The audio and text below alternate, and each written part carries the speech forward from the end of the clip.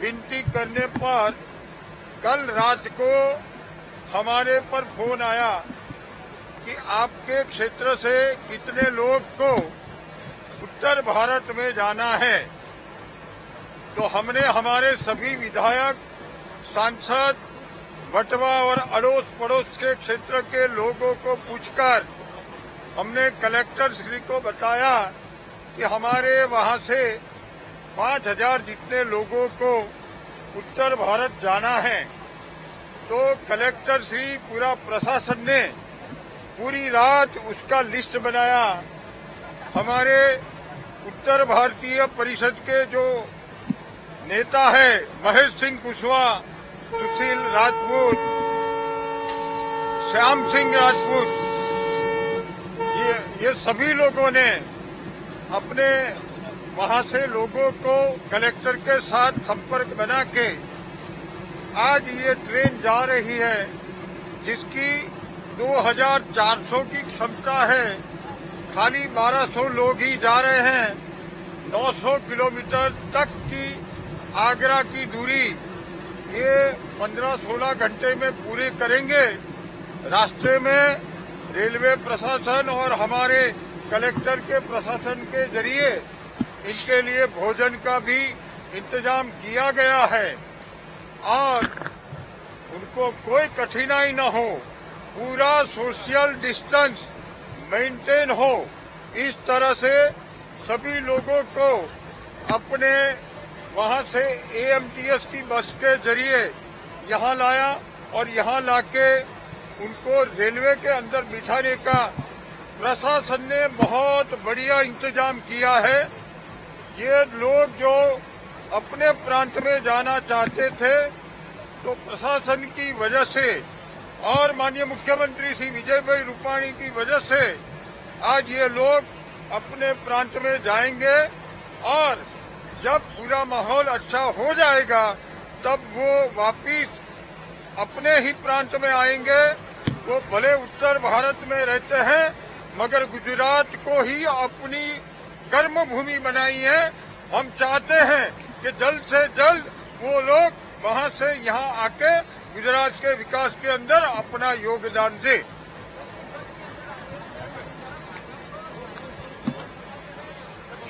ये केंद्र सरकार, रेल मंत्रालय और गुजरात सरकार के जरिए किया गया है। तो उसके लिए इसके बारे में मैं केंद्र सरकार और राज्य सरकार को बधाई देता हूं।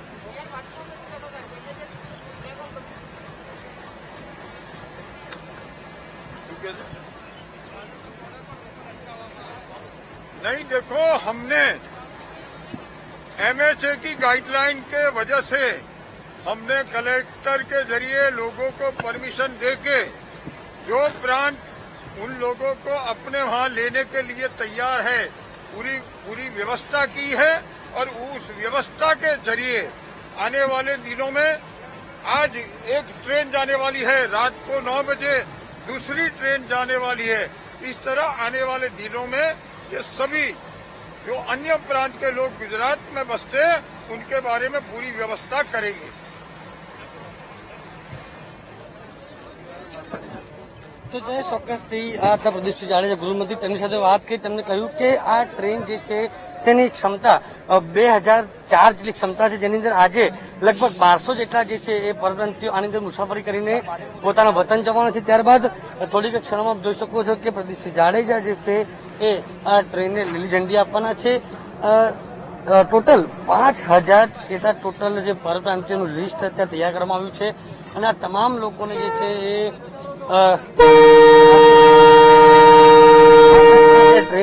ટ્રેન પ્રદીપસિંહ જાડેજા દ્વારા લીલી ઝંડી આપવામાં આવી રહી છે। આજે અત્યારે અને રાત્રે 9 વાગે પણ એક બીજી ટ્રેન જે છે એ અમદાવાદથી નીકળવાની છે। ચોક્કસથી જે પ્રમાણે અમદાવાદની અંદર ફસાયેલા જે પરપ્રાંતિયો હતા તમામ પરપ્રાંતિયો માટે ગુજરાત સરકાર દ્વારા એક ખૂબ જ સારો નિર્ણય લેવામાં આવ્યો છે। તમામ લોકોને જે છે પોતાના વતન જવા માટે એક ટ્રેન બસની અલગ સુવિધા જે છે કરવામાં આવી છે।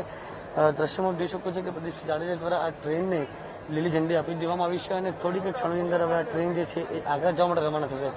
5000 ટોટલ પરપ્રાંતિયોના લિસ્ટ જે છે એ તૈયાર કરવામાં આવ્યા છે જેનાથી અત્યારે આ ટ્રેન જે ઉપડી છે તેની અંદર 1200 જેટલા એટલે કે સોશિયલ ડિસ્ટન્સિંગને ધ્યાનમાં રાખીને કુલ ટોટલ 1200 જેટલા પરપ્રાંતિયો છે આમાં જવાની છે, કારણ કે ટ્રેનની ક્ષમતા જે છે એ 2000થી વધુની છે, 2004 જેટલી છે અને અત્યારે જેટલા લોકો જઈ રહ્યા છે તેમાંથી લગભગ 1200 જેટલા પરપ્રાંતિયો, એટલે ચોક્કસથી જે પ્રમાણે સોશિયલ ડિસ્ટન્સની વાત છે તે સોશિયલ ડિસ્ટન્સિંગ મેન્ટેન રાખીને આ જે નિર્ણય જે છે લેવામાં આવ્યો છે. રાત્રે 9 વાગે બીજી ટ્રેન જવાની છે, આવતીકાલે પણ જે છે એ ટ્રેન જશે. એટલે ચોક્કસથી જયેશ, જે પ્રમાણે અમદાવાદની અંદર જુદા જુદા શહેરોની અંદર જુદા જુદા ગામડાઓની જે લોકો કામ કરતા હતા, પરપ્રાંતિયો હતા, મજૂર વર્ગ હતા, શ્રમિકો હતા, તે લોકો ફસાયા હતા અને પોતાના વતન જવા માટે છેલ્લા કેટલાય સમયથી રાહ જોઈ તે આશરે આજે 1200 જેટલા જે પરપ્રાંતિયો જે છે તે પોતાના વતન જવાના છે અને આ ટ્રેન જે છે થોડીક ક્ષણોમાં અહીંયાથી આગ્રા જશે.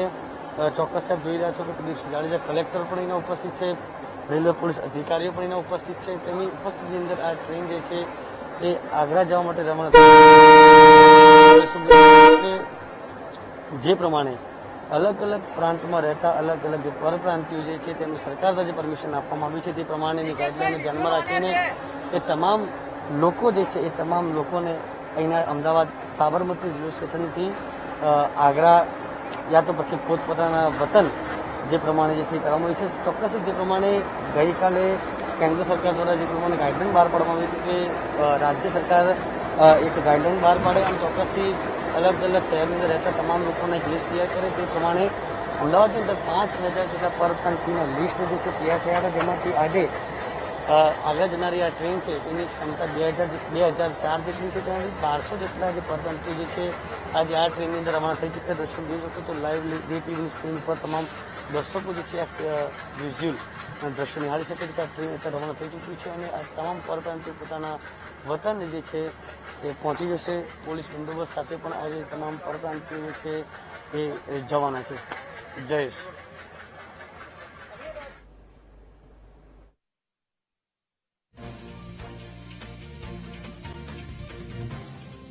આ ટ્રેનને લીલી ઝંડી આપી છે.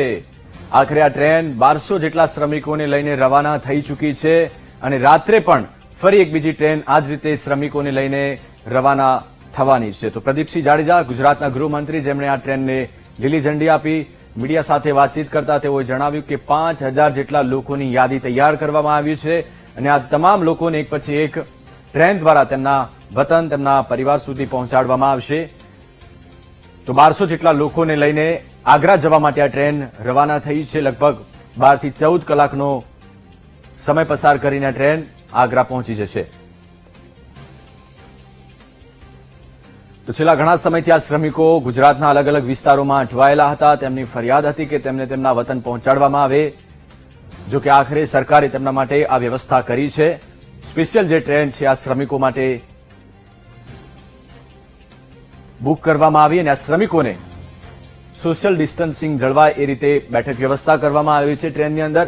અને ત્યારબાદ ગુજરાતના ગૃહમંત્રી પ્રદીપસિંહ જાડેજાએ આ ટ્રેનને લીલી ઝંડી આપી છે અને ટ્રેન ગુજરાતથી રવાના થઈ ચૂકી છે. 1200 જેટલા શ્રમિકો પોતાના વતન પહોંચી જશે.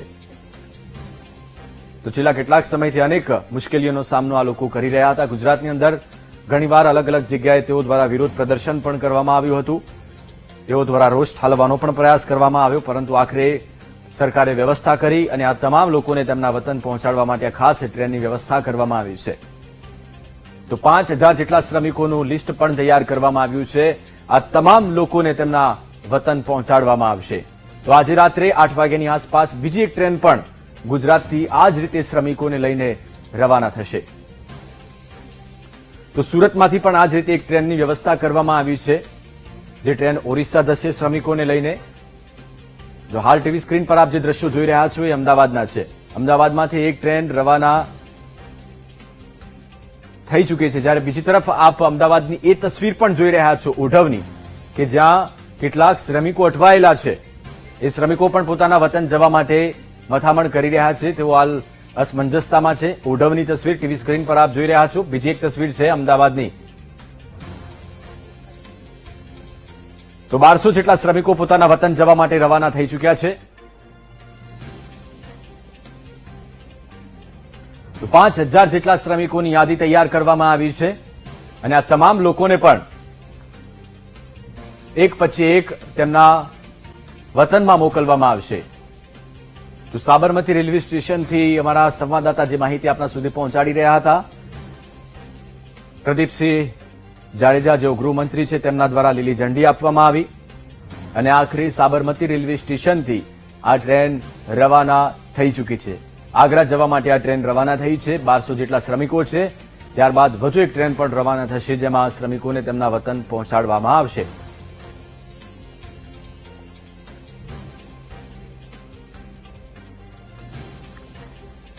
તો અગાઉ પણ અમારા સંવાદદાતાઓએ આજે શ્રમિકો છે જે ટ્રેનમાં પોતાના વતન જઈ રહ્યા છે એમની સાથે પણ વાતચીત કરવાનો પ્રયાસ કર્યો હતો, એમની વેદના સાંભળવાનો પ્રયાસ કર્યો હતો.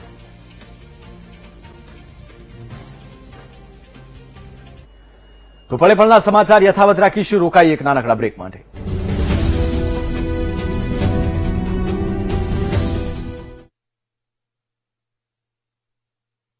કોરોના વાયરસ નામનું આ ખતરનાક દુશ્મન સમગ્ર વિશ્વમાં તેનો